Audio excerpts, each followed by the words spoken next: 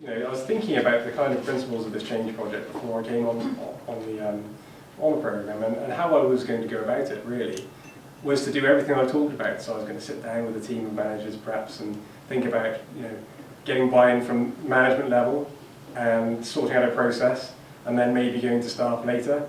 So this was about thinking, right, how do I make this work without me having to hold on to it tightly? It's more about spending my time thinking about the people involved, you know, their needs, what they get out of it, why would they do this process, as opposed to thinking about the technicalities of the process. Before, I'd spend all my time looking at process, and the people side would normally be a bullet point in a business case to show that I'd had to think about it. Whereas the other way now, it's all completely turned on its head. And generally, the people who are doing it, they're there because they're technically good at doing that stuff. You know, I don't need to know everything about everyone's job because they do it. So if I can get them bought into it, they come with those ideas. You know, everyone's got loads of ideas about it. We had a lot of people who are really, really passionate about it. I think that's one thing you find in housing. People are passionate about it. So yeah, leave them do their thing.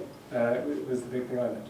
I think the confidence in knowing you can change others is when you start to change yourself. That was the kind of breakthrough for me. That was, I joked about it being a bit of an emotional roller coaster, but it really is. I was kind of struggling where I was at the beginning of this course. I wasn't quite sure where my role sort of lay personally in the organisation. I did a 360 feedback session, which was really good for me.